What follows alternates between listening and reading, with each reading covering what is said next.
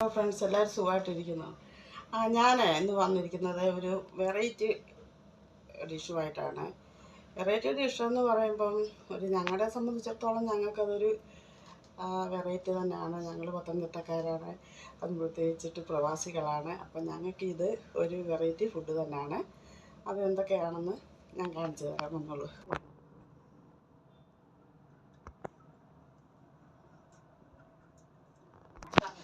ഇത് ചക്കയാണ്. ചക്ക നാട്ടിൽ നിന്ന് ഫ്രോസൺ ആക്കി കൊണ്ടുവന്നതാണ്. അത് എടുക്കുക. അതും ബീഫ് കറിയുമാണ് ഇന്നത്തെ ഞാൻ പറഞ്ഞ സ്പെഷ്യല്. അത് എന്തൊക്കെ ചെയ്യണമെന്ന് നോക്കാം. ഇനി അത് ഉപ്പ് ആവശ്യത്തിന് ഉപ്പിടുക, ആവശ്യത്തിന് വെള്ളം ഒഴിക്കുക, എന്നിട്ട് ഇത് അടുപ്പത്ത് വയ്ക്കാം. ഇതിന് വേണ്ട സാധനങ്ങൾ: പച്ചമുളക് ചക്കയുടെ അനുസരിച്ചിട്ട് ഇടുക, വെളുത്തുള്ളി, ജീരകം, തേങ്ങ, മഞ്ഞൾപ്പൊടിയും കൂടെ ഇട്ടു, കരിവേപ്പില ആവശ്യത്തിന് ഇടുക. ഇനി എന്നിട്ട് ഇതൊന്ന് ഒതുക്കുക. ഞങ്ങൾ വേവിക്കുക എന്നാണ് പറയുന്നത്, ചിലയിടത്ത് അത് ഒതുക്കുക എന്ന് പറയും. അങ്ങനെ അടുത്ത് പല രീതിയിലാണ് പറയുന്നത്. ഞങ്ങൾ വേവിക്കുക എന്നാണ് പറയുന്നത്. ഇനി അരച്ചുകൊണ്ട് വരട്ടെ.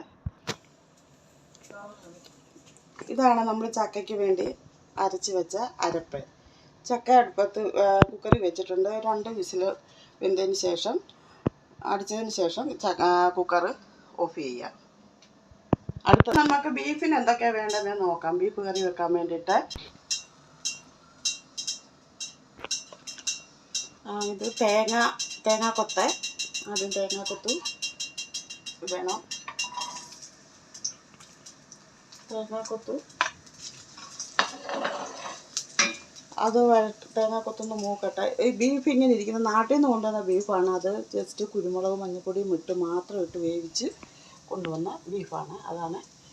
അതുകൊണ്ട് ഇതിനെ അധികം വേവിക്കണ്ട. ഇനി ഉള്ളി ഇതൊക്കെ വഴറ്റിയതിന് ശേഷം മസാല ഇട്ട് അതിനകത്തിട്ട് വേവിച്ചെടുത്താൽ മതി.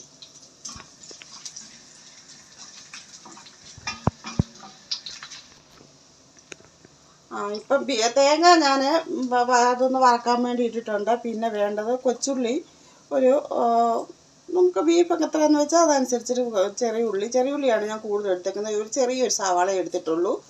പിന്നെ ഇഞ്ചി വെളുത്തുള്ളി പേസ്റ്റ്, കറിവേപ്പില മൂത്തിട്ടുണ്ട്. ഇനി ഞാൻ അരിഞ്ഞ് വെച്ച ഉള്ളി ഇടുകയാണ്. അതിൻ്റെ കൂട്ടത്തിൽ തന്നെ ഇഞ്ചി വെളുത്തുള്ളി പേസ്റ്റ് കൂടെ ഇട്ടൊന്ന് ഉള്ളി ഒന്ന് വഴറ്റാൻ വയ്ക്കുകയാണ്. ശകലം ഒരു 1 സ്പൂണ് ഉപ്പ് ഓടിയോടിട്ട് ഒന്ന് വഴറ്റാൻ വെച്ചു. ഇതൊന്ന് വഴണ്ടതിന് ശേഷം നമുക്ക് അടുത്ത മസാലപ്പൊടികൾ ചേർക്കാം.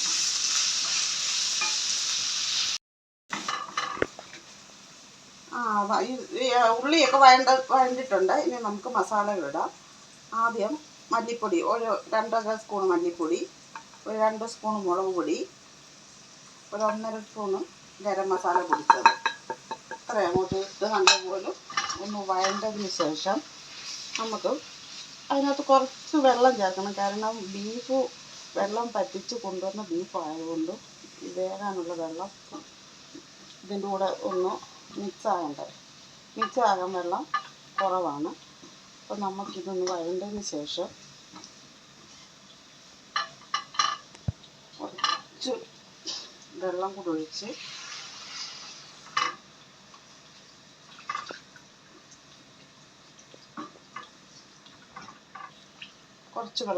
അതൊന്ന് തിളച്ച് കഴിയുമ്പോൾ നമുക്ക് ബീഫ് അതിനകത്തോട്ട് ഇടാം.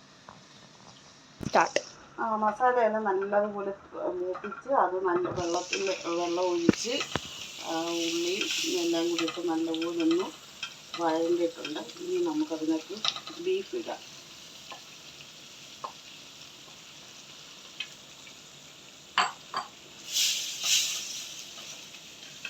ബീഫ് ഇട്ടിട്ട് ഇതൊരു നല്ലപോലെ വെന്ത ബീഫാണ്, വേവിച്ച് കൊണ്ടുവന്ന ബീഫാണ്.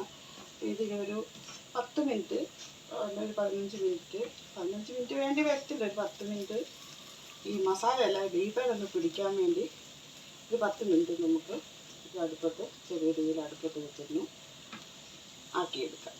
ഓക്കെ, ഇതിന് ശേഷം നമുക്ക് കാണിക്കാം. അപ്പം നമ്മുടെ ചക്ക റെഡി ആയിട്ടുണ്ട്. നമുക്കിനി ഇതിലോട്ട് മസാല ഇട്ട് കൊടുക്കാം. മസാല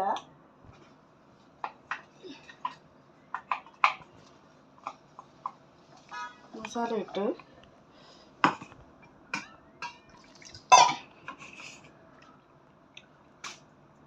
ഒരു ശകലം വെള്ളം കൂടി ഒഴിച്ച് ഒന്ന് ശകലം നേരം ചെറുതായിട്ടൊന്ന് വെള്ളം പറ്റാൻ വേണ്ടിയിട്ട് ചെറിയ തീയിൽ ശകലം നേരം ഒന്ന് വയ്ക്കുക. ഇളക്കി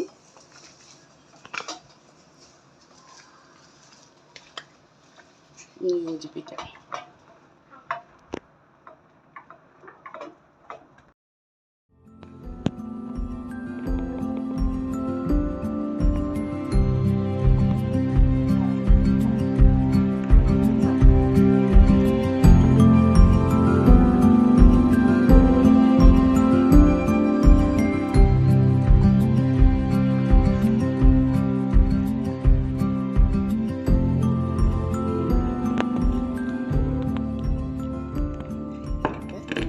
സ്പെഷ്യൽ വീഡിയോ ഇഷ്ടപ്പെട്ടാൽ സപ്പോർട്ട് ചെയ്യുക.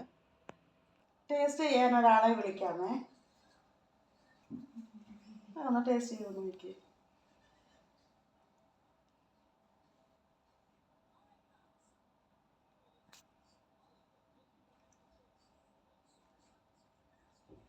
സൂപ്പർ സാധനം.